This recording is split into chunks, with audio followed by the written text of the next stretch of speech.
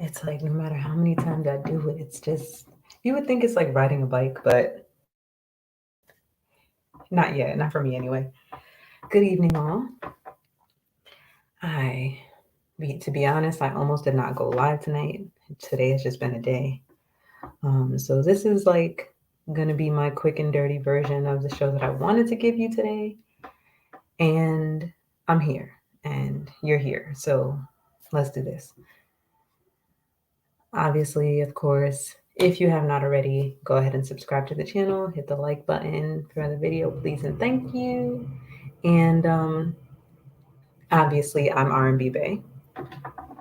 Tonight, we're going to be talking about the curriculum and whether or not parents should have a say when it comes to their kids' education. And believe it or not, this is something that's been a hot button topic lately. Before I get too far, let me check my sound because every time I don't,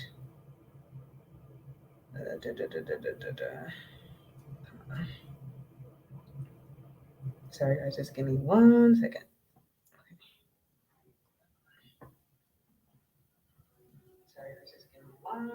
Okay, looks good. Oops. All right, so believe it or not, this is something that's been a pretty hot button topic lately, which for me is a little bit, you know what, let me try to get oh God, I'm so like all over the place right now. It's like I just got home and oh my goodness. Um, Here we go.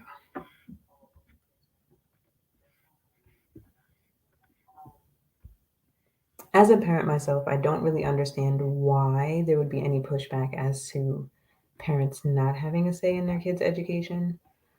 Some of the things that I've seen online is parents know nothing, they were not trained, they shouldn't have any say because they don't have the credentials.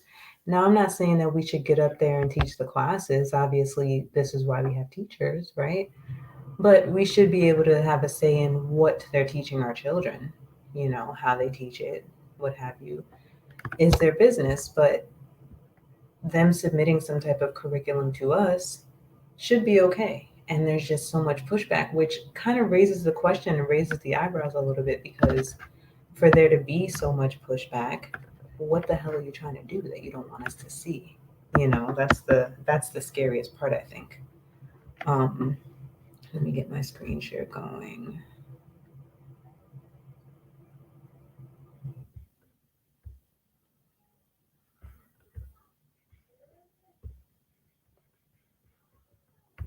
Okay, so we're gonna start out here, of course, with the thumbnail. If I can get it up. Just had it open. Okay.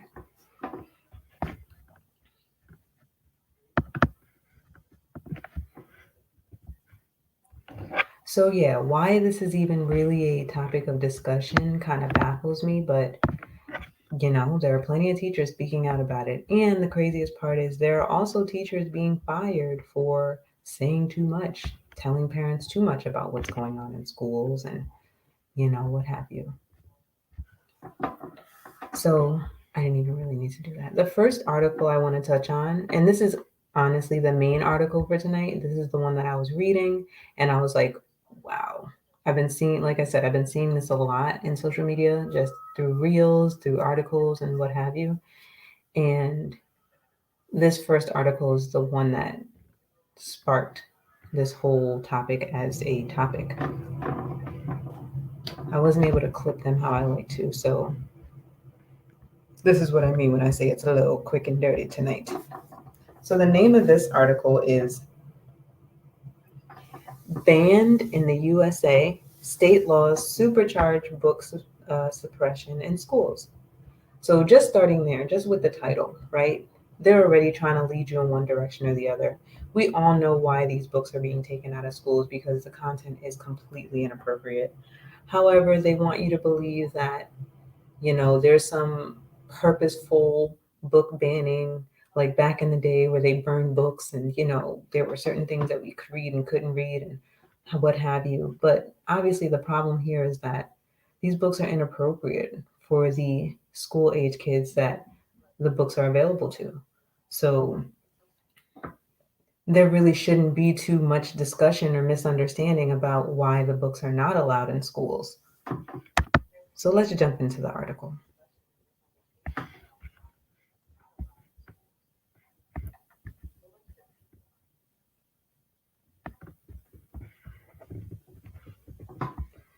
Update on book bans in the 2022-2023 school year shows expanded censorship of themes centered on race, history, sexual orientation, and gender.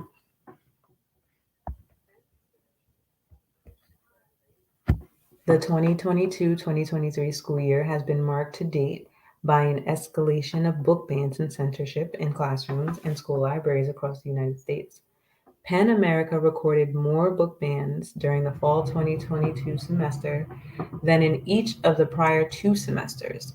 This school year also saw the effects of a new state law that censor ideas and materials in public schools, an extension of the book banning movement initiated in 2021 by local citizens and advocacy groups. Broad efforts to label certain books harmful and explicit are expanding the type of content suppressed in schools.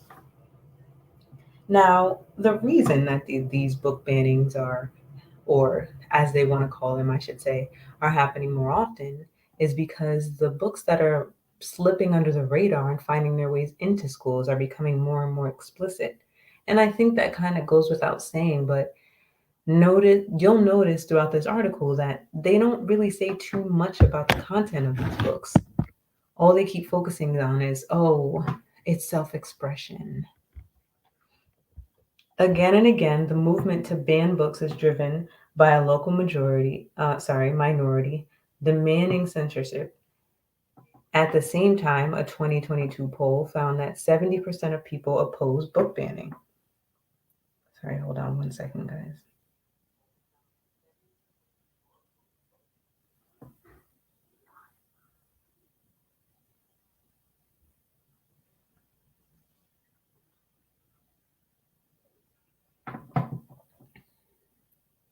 Where was I?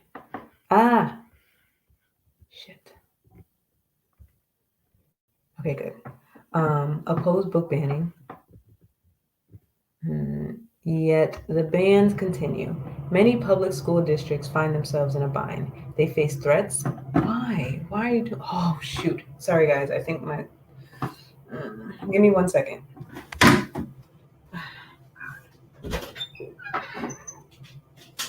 No.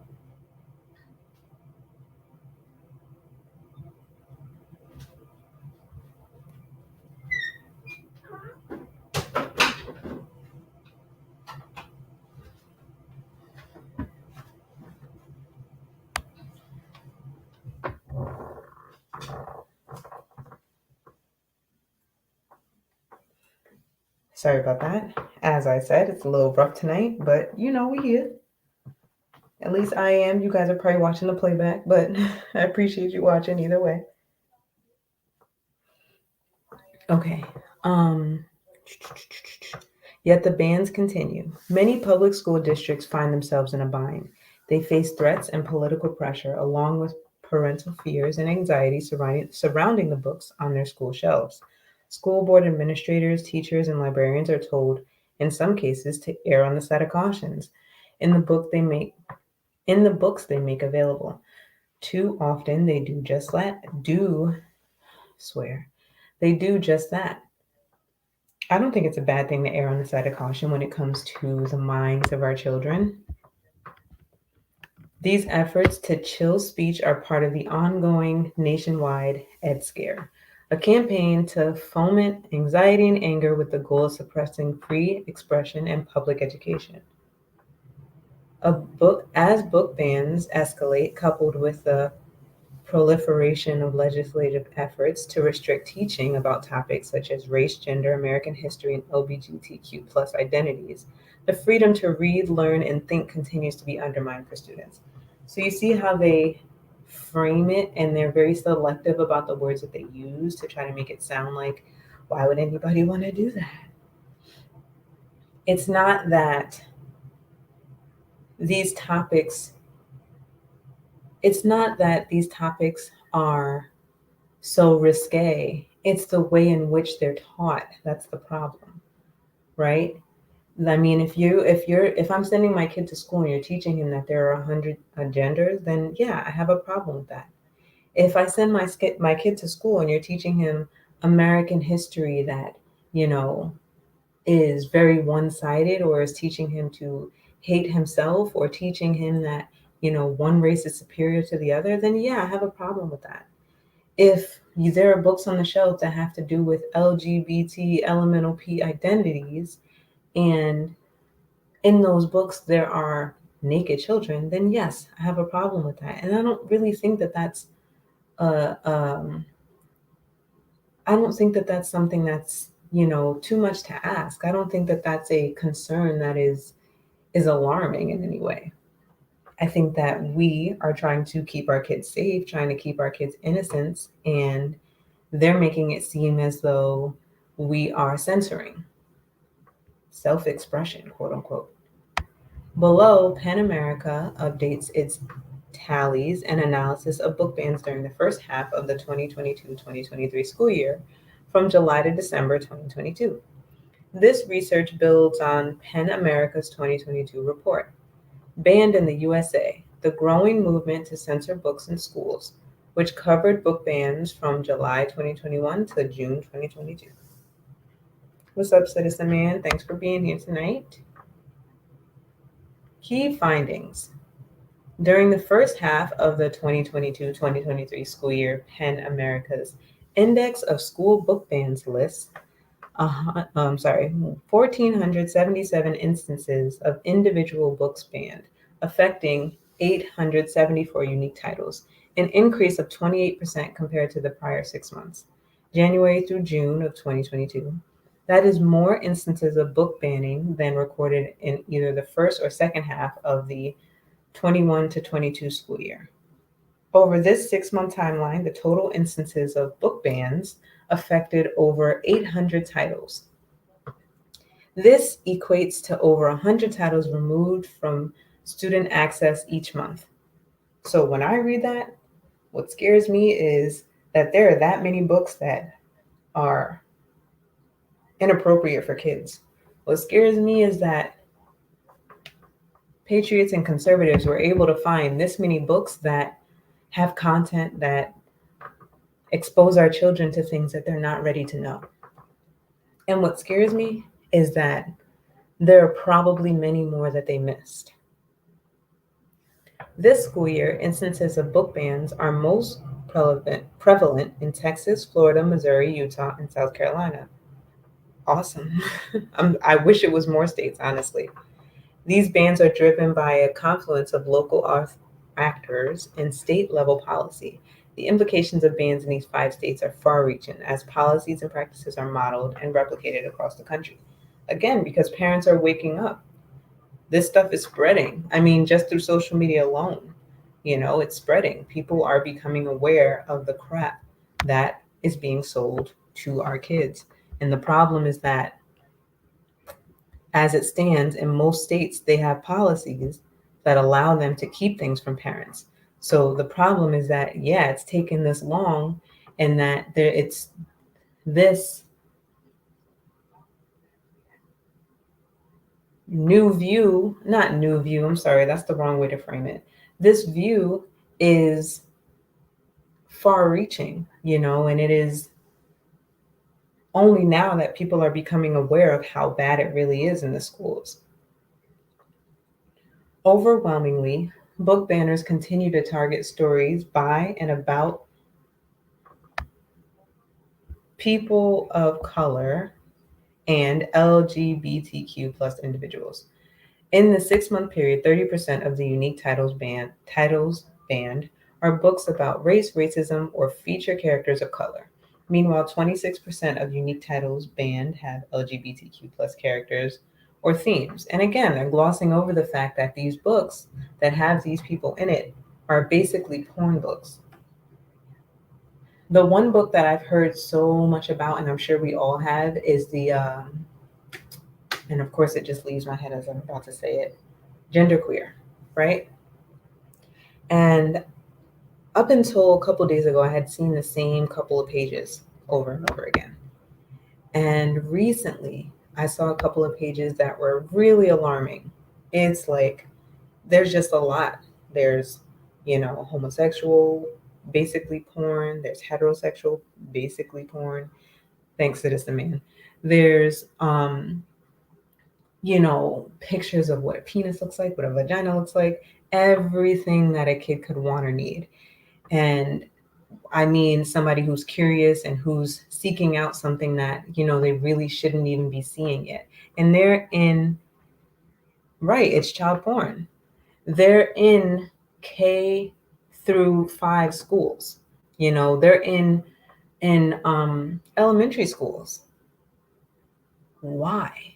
Why would a kid that's 5 to 10, 11 years old ever need to look at this material? Due to cases where long lists of books are removed for further investigation, Citizen Man said, but because it's animated, it doesn't meet the legal standard for persecution. Right, exactly. And the thing is, it's animated, but it's still very detailed. It's still showing you a lot. And if you guys haven't seen it, this, like I said, I'm going to have a part 2, part 3, maybe, this might be a series, but I'm going to show you more. However, today I just had to throw the show together last minute, so I don't have everything that I wanted. But yeah, if you're curious, I'm sure you quick Google search you'll find it because it's all over the place. Due to cases where long lists of books are removed for further investigations, bans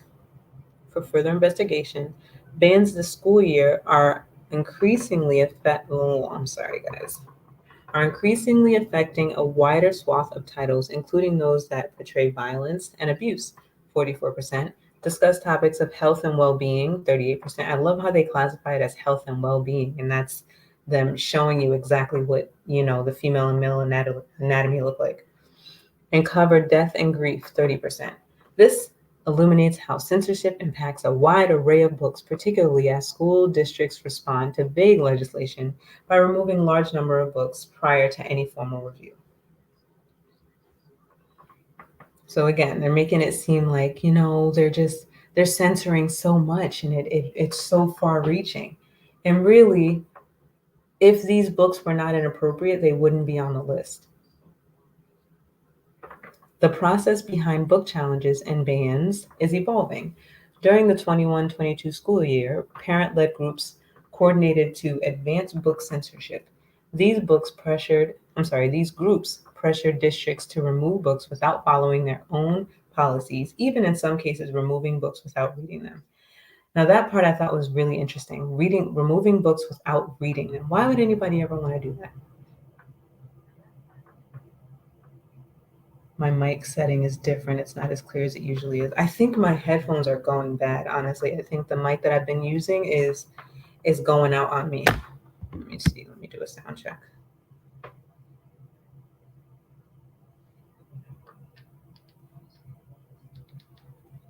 Come on, phone. And really, if these books were not inappropriate, they wouldn't be on the list. Yeah. The process. Okay. If these books were not inappropriate, they wouldn't be on the list. The computer mic is the one that sucks. I tried it before. Why are you not flipping back? The computer mic is the one that sucks.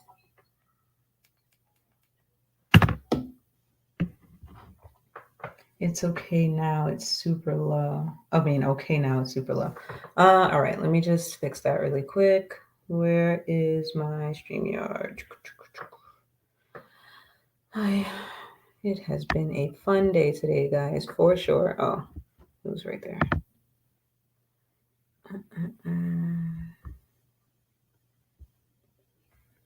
Audio.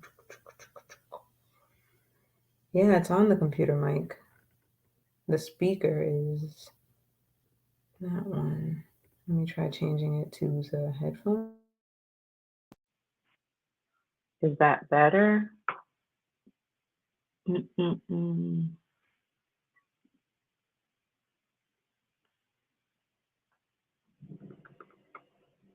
Hey, I'm Tara. Welcome over. Can you guys hear me okay? Come on. Here we go. Hold on. Trying to get my sound together.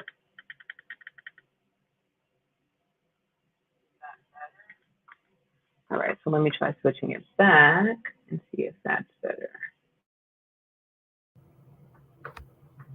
Okay, so now it's on the computer mic again. Welcome over. Can you guys hear me okay? Yeah, it does sound muffled. I hear it. Yeah.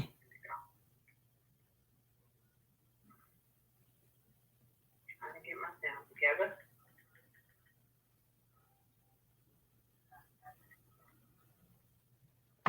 Okay, I'm just gonna have to work with that for now. Sound has been my Achilles heel, it seems. Maybe I just gotta talk louder. How's that? Sound has been my Achilles heel, it seems. Maybe I just gotta talk louder. How's that? Where is my article? Here we go. Okay. You just want me to yell, Citizen Man. That's all it is. So, okay. The process behind books. Let me turn this down. The process behind book challenges and bans is evolving. During the 21-22 school year, parent-led groups coordinated to advance book censorship. These groups pressure districts to remove books without following their policies. Oh, I read that part. Okay, because I was at the removing books without reading them. And so I found that to be interesting when I read that, right? Say it with my chest. You know I'm not like that. I'm soft-spoken. But yeah, so I found it interesting that they were claiming that these groups were asking schools to remove books without reading them. And that's actually not true.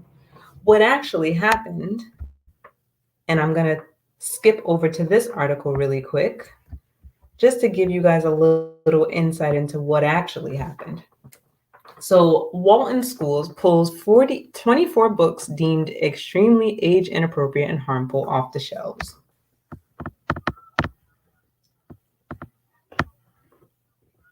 And this happened in Walton County, Florida. Walton County Schools Superintendent Russell Hughes will guide a district review of the content of 24 books, copies of which recently were pulled from school. Ooh, what did I do? Oh, goodness, I keep doing that. Okay, I got the. Sorry, guys, hold on one second. This is what I get for not clipping the articles. I just did not have time. Okay. Copies of which recently were pulled from school library shelves after he received an email list of 58 books from a conservative educational advocacy group that deems them problematic. And of course, it's important to mention that the advocacy group is conservative because they want to frame us as the enemy in all ways. The 24 titles now off the shelves of school libraries represent the number of titles on the list from the Florida Citizens Alliance, or FCA, that were found in the libraries after a search for all 58 books. So they asked for 58 books. The school was able to find 24, and they pulled them off the schedule. Off the shelves. Being proactive, I asked staff to remove the books from circulation for the purposes of reviewing and re-evaluating age appropriateness and content, especially in the context of Florida's recent legislative session. Hughes said in a news release issued late Friday afternoon, the legislative session included passage of a bill related to selection of books for school libraries.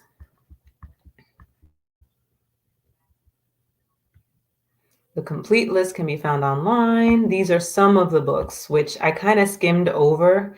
Outlander stood out to me because I already know that book to be sexual as heck. That's a book that adults read to get their rocks off. So just the fact that that's in a school, just that book alone is like, yeah, it's heterosexual. And for some reason, they seem to think that, parents and adults wouldn't have an issue with the books if they were between a man and a woman. And quite honestly, sexualization of kids no matter what the sexual orientation is wrong. So yeah, this is the list of I believe this is all 58 books that they wanted off the shelves, and 24 of them were actually taken off. Sloppy first, like that just sounds bad. 13 Reasons Why, which most of us know they did a show about that, which is a book about suicide. So yeah, I would agree with that not being on the shelf of my 10-year-old in the library for them to read.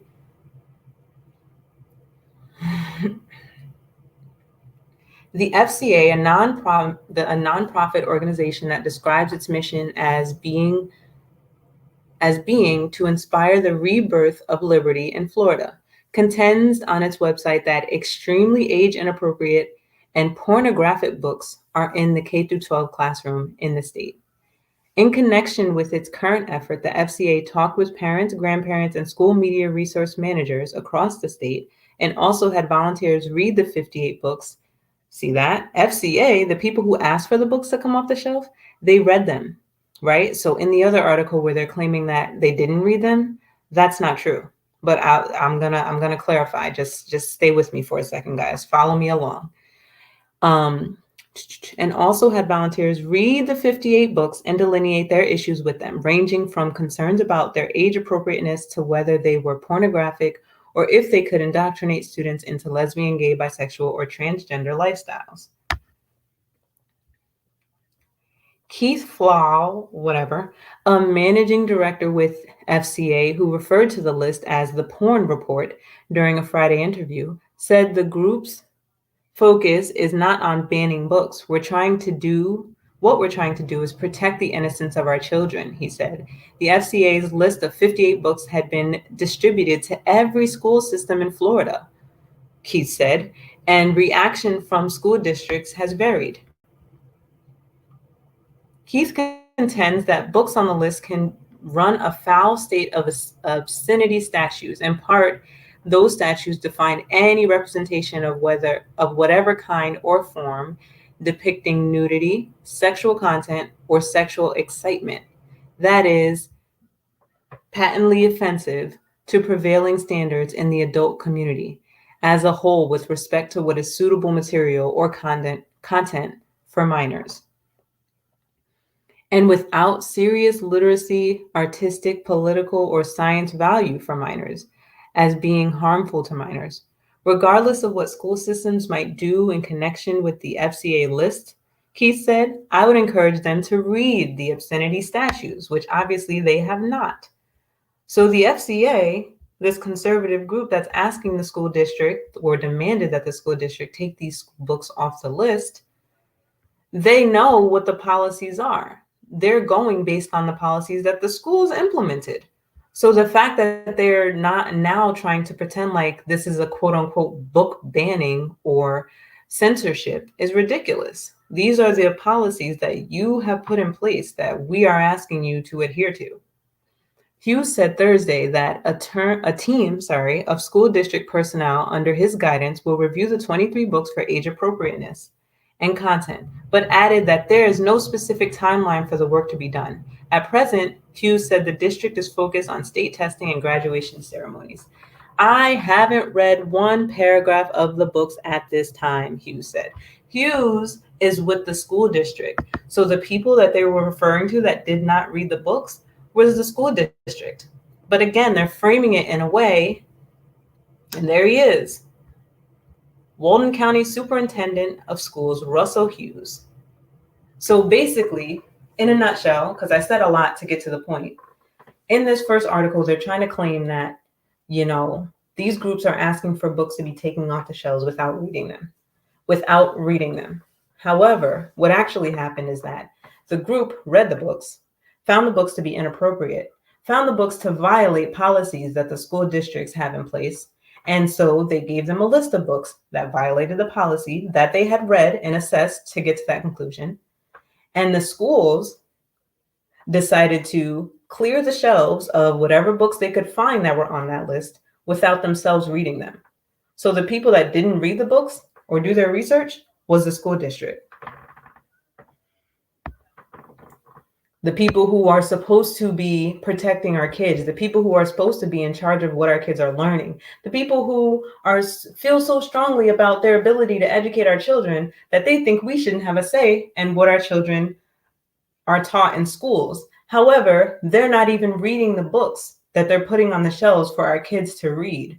And then when we push back and say these books are inappropriate, now we're asking for censorship. Now we're asking for book bannings.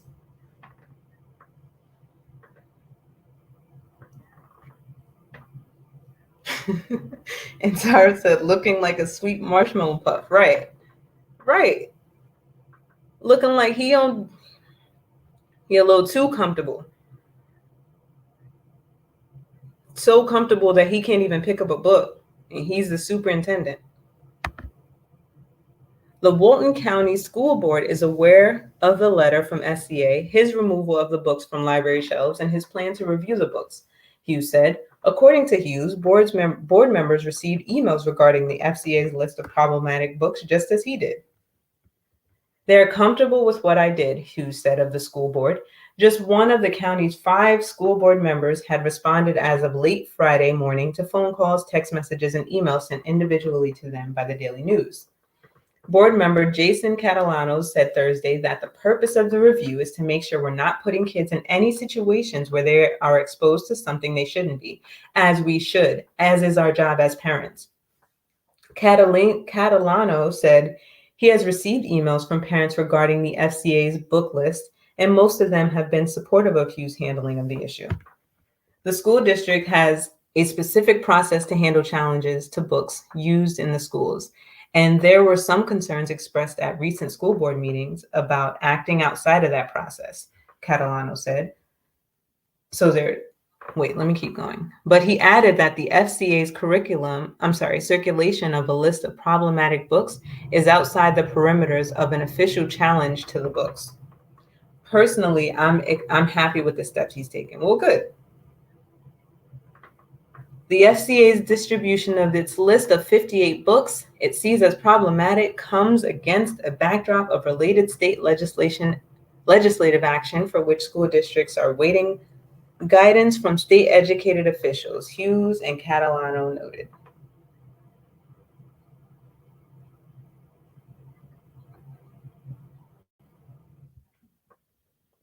I don't even know what the hell they just said. The FCA's distribution of its list of 58 books it sees as problematic comes against the backdrop of related state legislative action for which school districts are awaiting guidance from state education officials. Okay.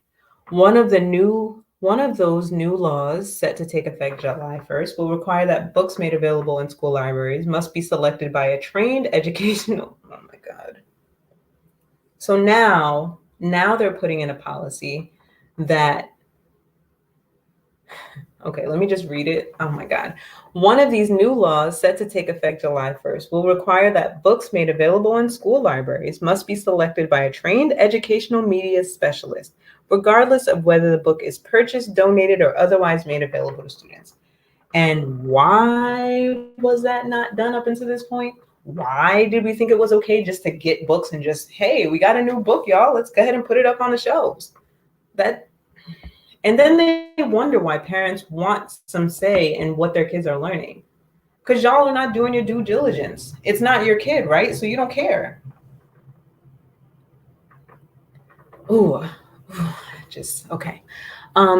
Keith Flau, I don't know, contended Friday that many books seen in the FCA as problematic have been donated to school libraries. Also, under the new law, library book selections will require consultation of reputable, professionally recognized reviewing periodicals and school community stakeholders.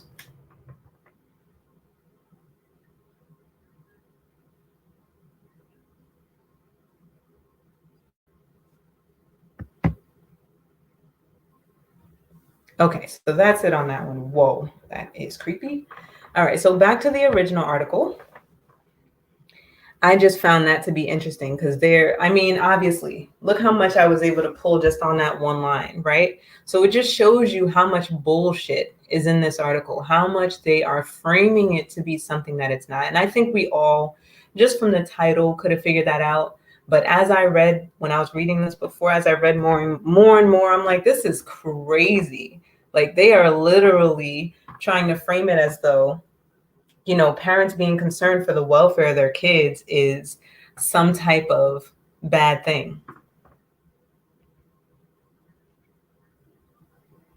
The trend has continued in the 2022-23 school year, but it has also been supercharged by a new source of pressure, state legislation. School districts in many states are reacting to new laws that dictate the types of books that can even be in schools or what kind of policies they have to follow and add new books to review their collections. Books are more frequently labeled pornographic or indecent. Dozens of books are targeted for removal and were targeted for removal in the 21-22 school year on the basis that they contain sexual content. Okay. But since last summer, this framing has become an increasing focus of activists and politicians to justify removing books that do not remotely fit the well-established legal and colloquial, I know the word, but I just can't pronounce it, whatever, definitions of pornography. Rhetoric about porn in schools has also been advanced as justification for the passage or introduction of new state laws, some of which would bar any books with sexual content, could easily sweep up a state swath of literature and health-related content. So they're trying to make it seem like they're literally saying that, all the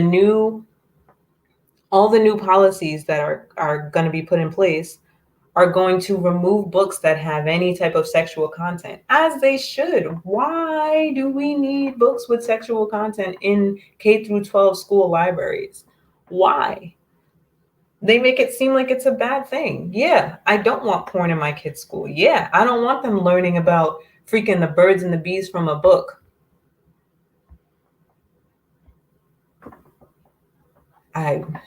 The full impact of the book ban movement is greater than can be counted, as wholesale bans are restricting access to untold number of books in classrooms and school libraries. This school year, numerous states enacted wholesale bans in which entire classrooms and school libraries have been suspended, closed, or emptied of books, either permanently or temporary. This is largely because teachers and librarians in several states have been directed to catalog entire collections for public scrutiny within short timeframes, under threat of punishment from new vague laws. These wholesale bans have involved the culling of books that were previously available to students in ways that are impossible to track or quantify. And quite honestly, what's happening, just like what I proved with the other article, is they're hearing that they have books in their libraries that are inappropriate, and instead of them reading or taking the time to, go through the books and figure out where the problems lie, they are clearing all the shelves and they're just, taking all the books out. And that's the lazy way. Because, I mean, just like Citizen Man said on his show last night, they're stomping their feet and they're acting like petulant children because they didn't get their way. And so they're saying, okay, you want me to ban books? Fine. Now there's no books. And it's just sad because it's supposed to be about the kids, but it's not. It's like, it kind of boils down to like a pissing contest at this point. Right, Citizen Man, they're throwing a temper tantrum. Instead of admitting that there was no oversight, there was no looking into these books that were donated or, given to the school or what have you. No, there was no one's job to do that. They just found out, they just got new books and they put them on the shelves.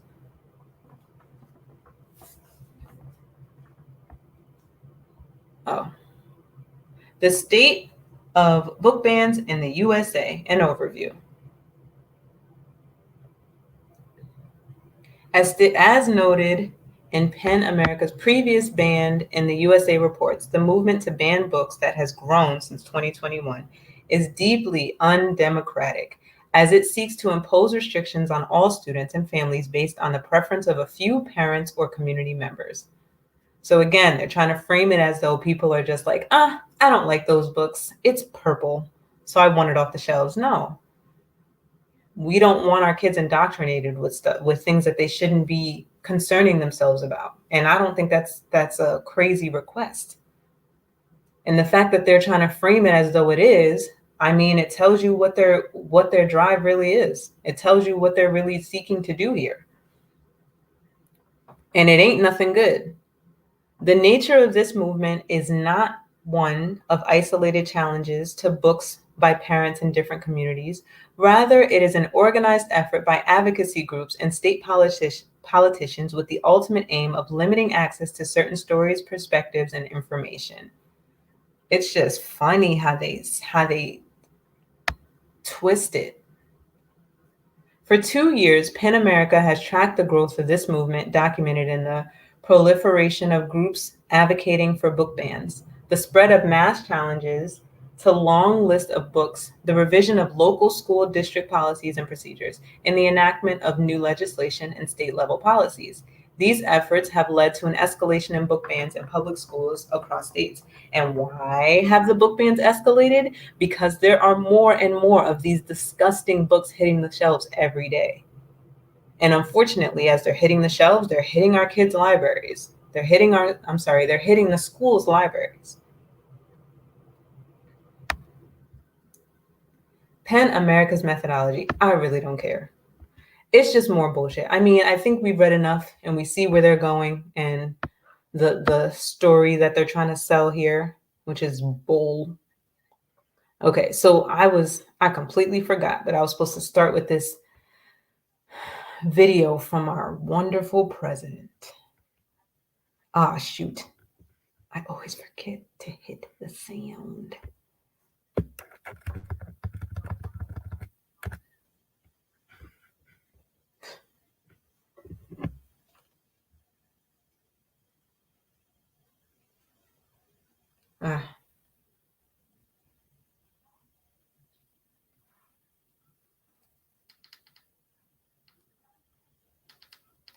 Shoot, you guys can't hear it. Okay. Ooh. Sorry, hold on one second. Shoot, you guys can't hear it. Okay. Sorry, hold on. Shut up, man. Okay.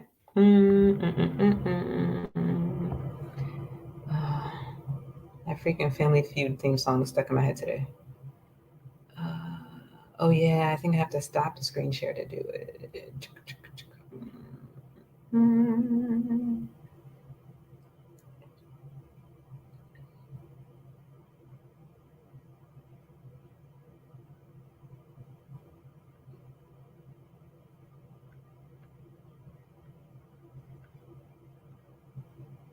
Okay, let's try that again. Wait.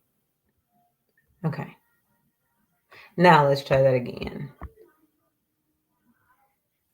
This is just a quick one that I wanted to share with you guys. Our nation's children are all our children.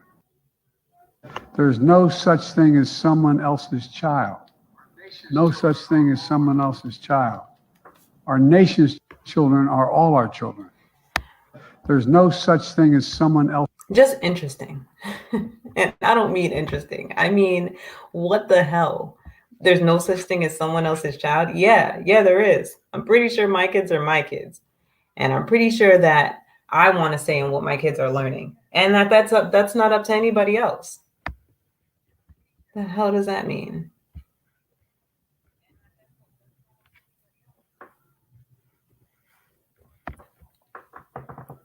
Okay. Educational censorship continues. The 2023 legislative session so far. Educational censorship is continuing to spread across the country in 2023, with 86 educational gag orders introduced as of February 14th this year. Bills legislating educational censorship in schools, colleges, universities, and libraries have been on the rise in the past 2 years. I As at the state level, the 2023 legislative session is shaping up similarly. There have been large increases in colonies of Florida's Don't Say Gay law, a slight decrease in divisive concepts bills, and an overall a similar number of bills introduced this year compared to 2022. Many of these bills follow templates established in prior sessions, but some reflect novel proposals to bring censorship to new extremes. There are some major categories and trends along the educational censorship bills that we have seen so far this year. Since state legislative sessions are ongoing, this update focuses on bills that have been introduced.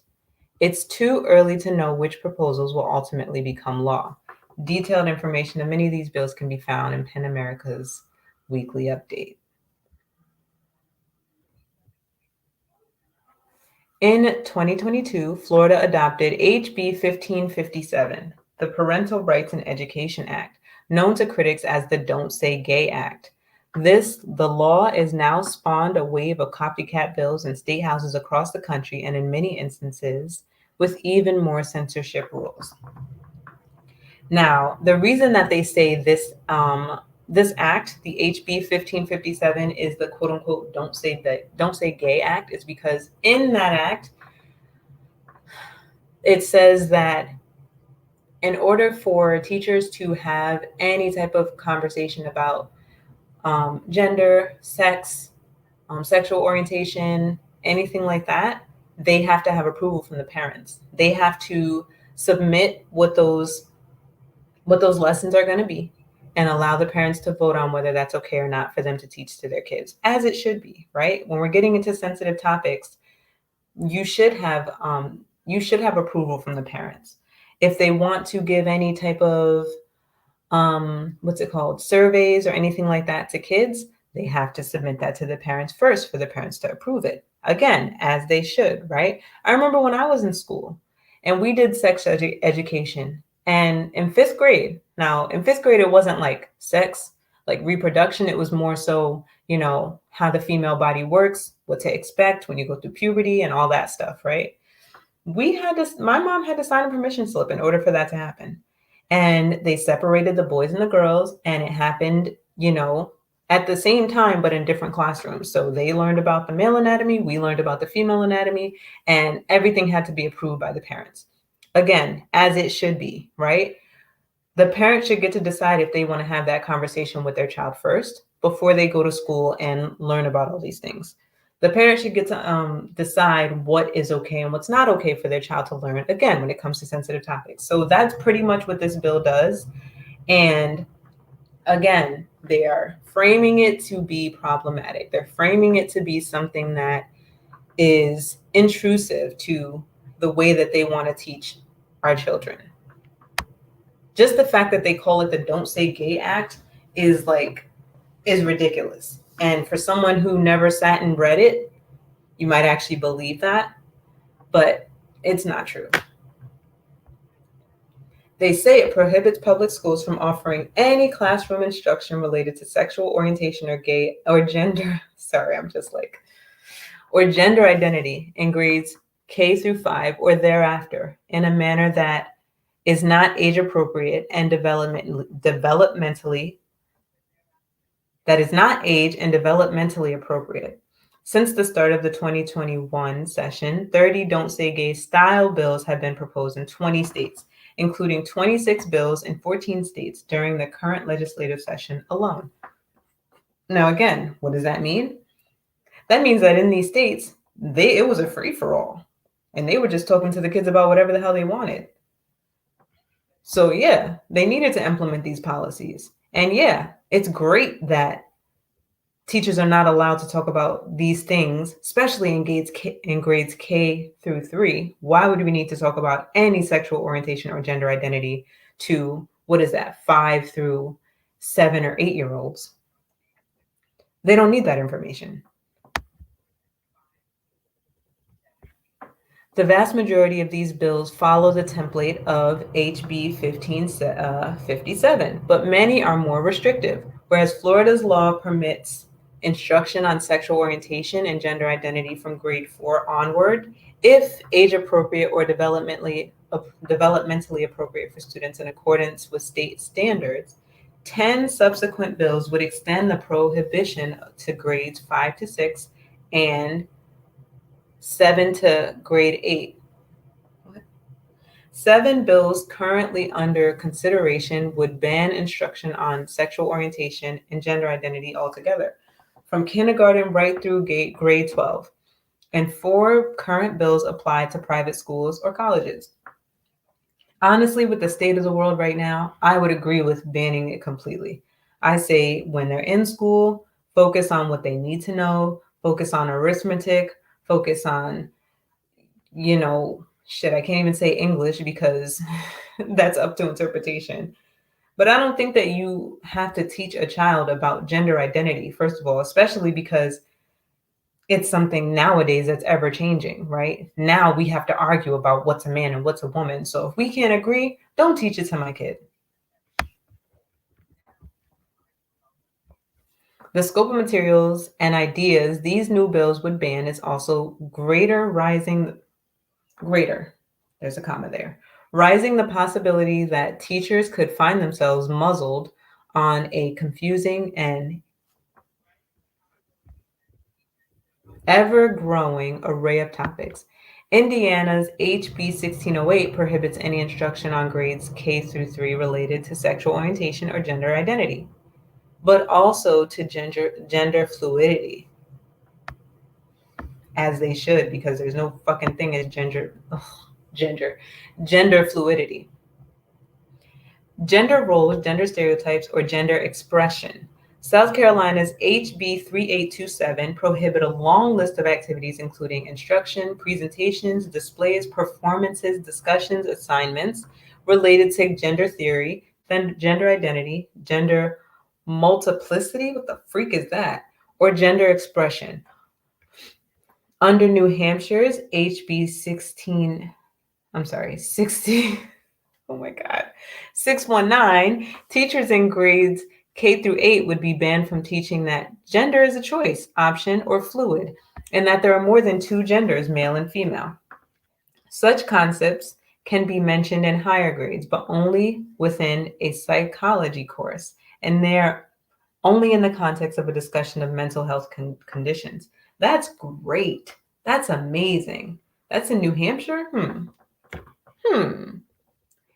And Oklahoma's SB 937 would prohibit public schools from offering a curriculum at any grade level restricted to non-secular, self-asserting, sex-biased identity narratives, unless as part of a sexual education course, and then only after alerting parents that the messaging of the material could expose their child to lascivious and one particular religious worldview.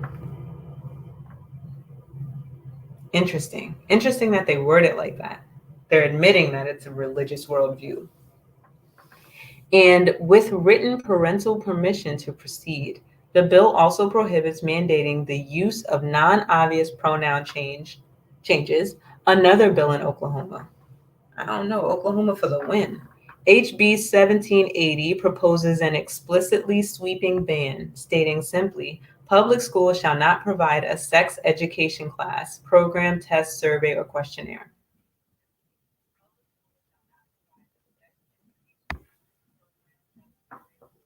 It's like if you, like when you're growing up, right? If you have a privilege, let's say, your parents let you drive, and every time you drive, I don't know, have all your friends in the car, and you guys are eating in the car, and you leave a mess, and every time you bring the car back, there's a mess, there's no gas, and your parents are like, you know what, you lost your driving privileges. That's pretty much what's happening here. That's pretty much what these bans are doing. They had the privilege in schools to teach kids about sex and sex education, and supposed to be focusing on reproduction and the differences between the 2 genders, because obviously there's only 2. And they had that privilege, and this is what they did with it. They started to indoctrinate our kids. They started to tell our kids that there are 100 genders. They started to tell our kids that gender is fluid, and you can be a horseman if you want to. And so yeah, now these bills are saying you can't teach sex to our kids at all. And I don't think that's going too far at all. In addition to these curricular prohibitions, hey LCO, how you doing out there? In addition to these curricular prohibitions, a host of bills have been introduced that would restrict or ban information related to sexuality and gender in other ways in both public schools and public libraries. Details concerning legislative proposals that implicate public libraries can also be found on the website of every library. For example, North Dakota's HB 1205 would ban gender and sexuality information directly by prohibiting libraries from maintaining or promoting books on certain topics. Bills in Texas, Oklahoma, and Utah would take a different approach, instituting state mandate age restriction systems for books to strictly delineate at what ages children could read about certain topics. With HB 1655 in Texas, vendors to public schools who fail to rate their books as directed by the state would risk being placed on a no-buy list. In a related vein, Virginia's SB 1463 would require schools and libraries to affix a parental advisory label to the front of any book that contains sexually explicit material. As PEN America said previously, these kinds of rating and labeling systems would inherently contain subjective and potentially politicized decisions and would concentrate power in the hands of government officials to dictate the bounds of what all students and families can read, learn, and share in ways that are deeply undemocratic.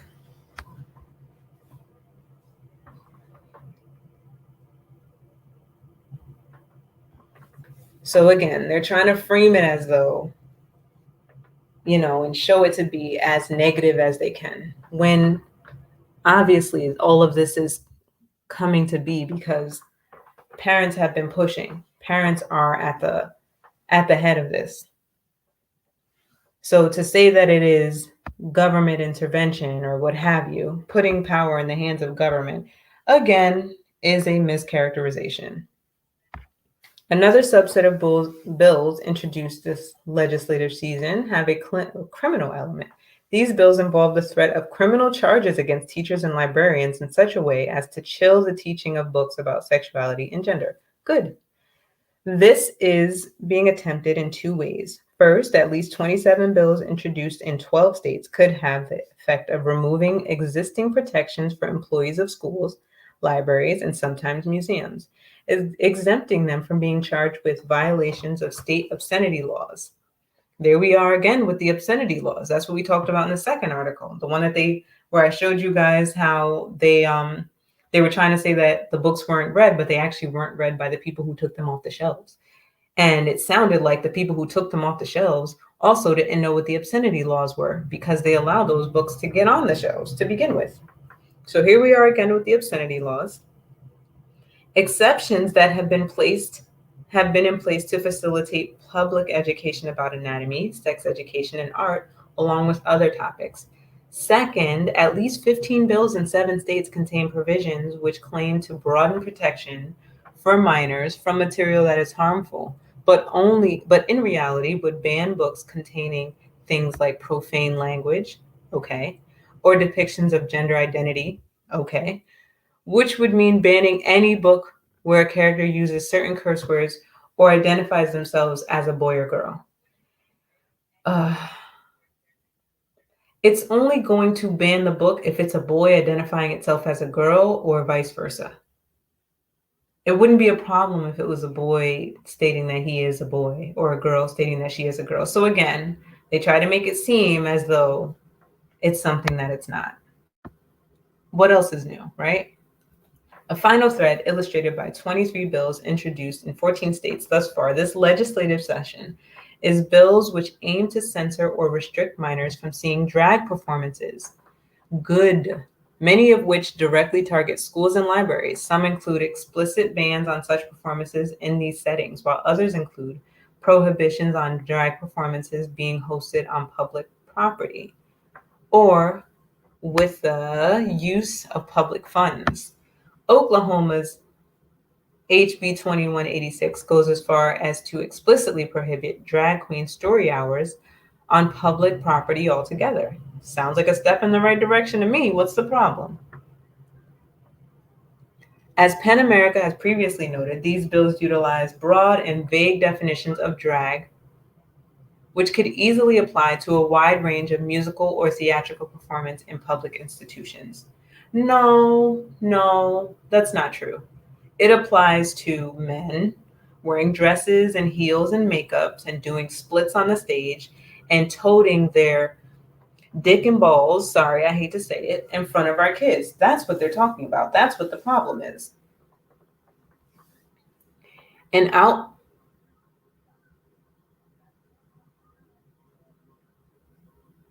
outlawing events where an individual performs while wearing dress or makeup associated with a gender other than the one assigned to them at birth. Is that not what I just said? Many of these bills would effectively ban trans authors, singers, or performers from being featured in a range of events and educational settings. Good. West Virginia's SB 252 would prohibit any transvestite and or transgender exposure, performances, or display to any minor. Still not seeing the problem here. Within 2,500 feet of a public school. If adopted, this bill would, at a minimum, make the presence of any trans person on or near school grounds a criminal offense. This bill not only has serious implications for individuals and artistic expression, there they go with that bullshit again, it could potentially be applied to a student or parent attending or affiliated with the school. Oh, Lord, I don't know about you guys, but this article is exhausting.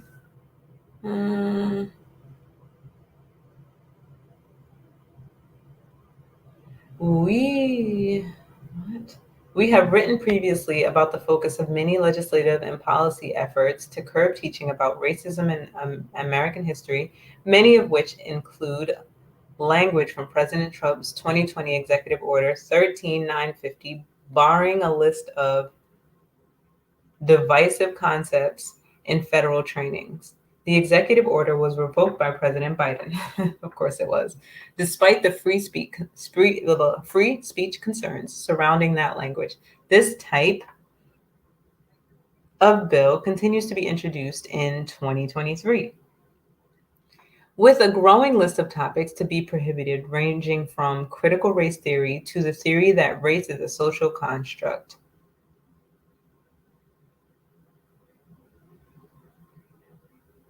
Sorry, guys. Give me 1 second. I'm just got to step away. How do I get to, oh, yeah, back to this one. Oh, geez.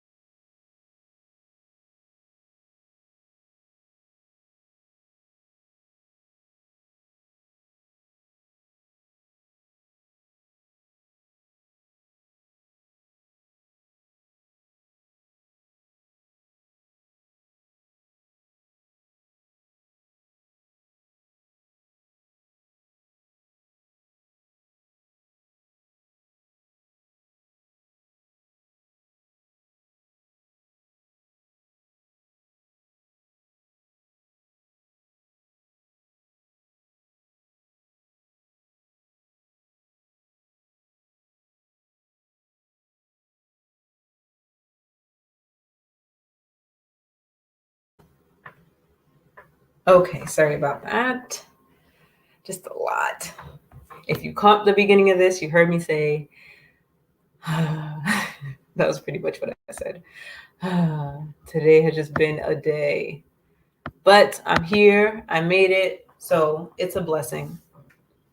And okay, so I did want to show you guys this one because quite honestly, I've realized that it's so invaluable when we see people. Let me just make sure you guys can hear me because, okay. It's so invaluable when we see people that are actually part of the LGBT alphabet soup community speaking out against it, because there are so many people who would sell the narrative that, you know, these that everything that we're doing is to silence them and limit them and make it seem like they're living with us. And then of course they like to sell this whole narrative of they don't then of course they like to sell this whole narrative of they don't gosh, I just lost my whole train of thought. Oh, they're afraid of violence against them, and that's why they need all these protections and special rights, and why they need to be a protected group, and blah blah blah.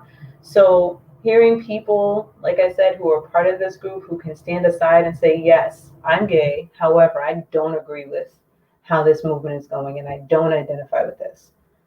So yeah. Forgot to do it again. Sorry. I always forget to hit the sound. Sorry that I gotta show it like this. As I said, this was my quick and dirty show. Welcome. Welcome, welcome.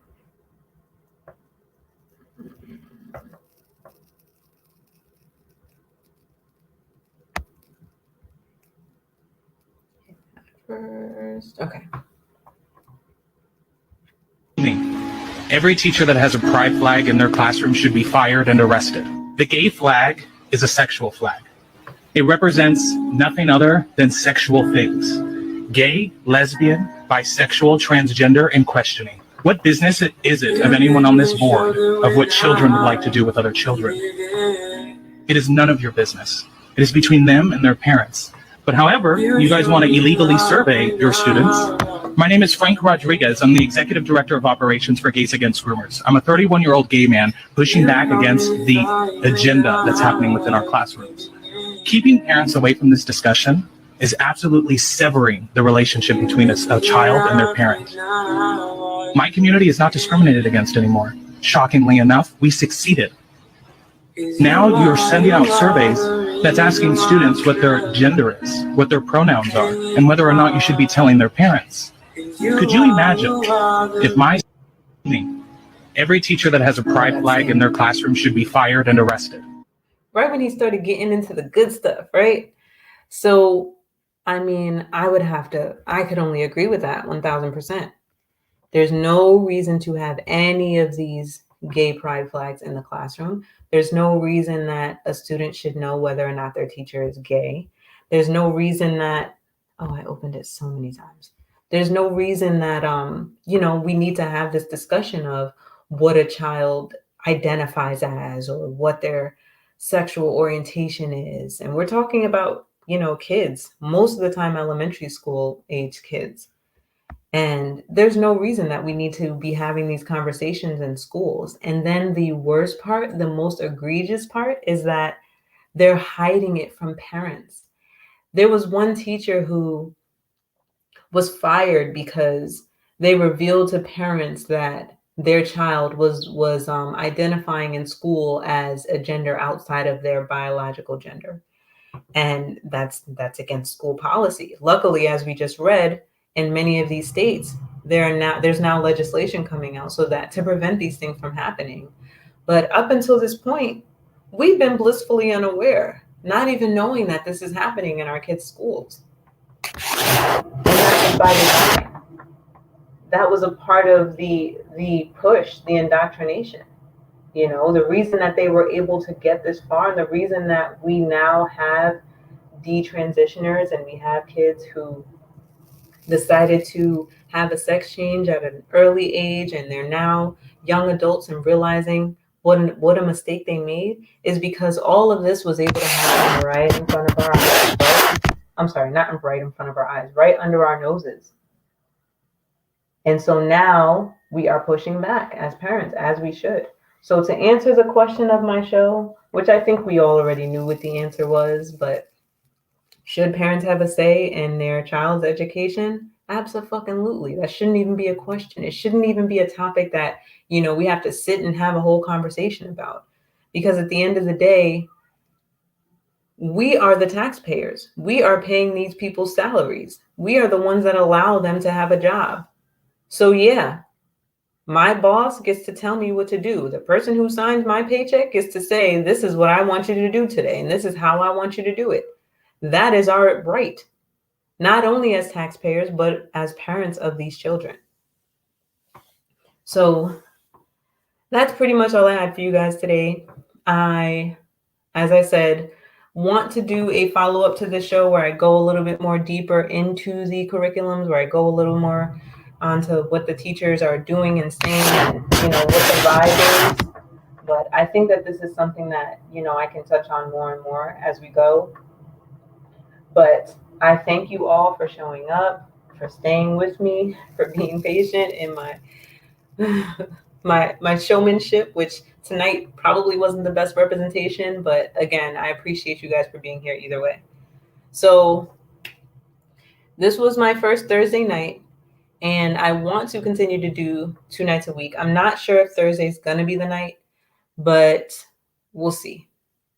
If you're not subscribed, please subscribe, hit the bell just in case I go live on a different night. You get that notification. Of course, if you're here, please like that video to allow me to reach more people. And I will be live on Saturday night. And haven't quite decided what I'm going to be talking about yet, but it'll be interesting. Something to do with, more than likely, this community, because it's just never ending. Every time I think I can get away from this topic, the LGBT, the transgender, there's just so much more. It just never ends. So again, thank you guys so much for coming out. Thank you for your support. And that is it. Have a great night. And there's that awkward silence.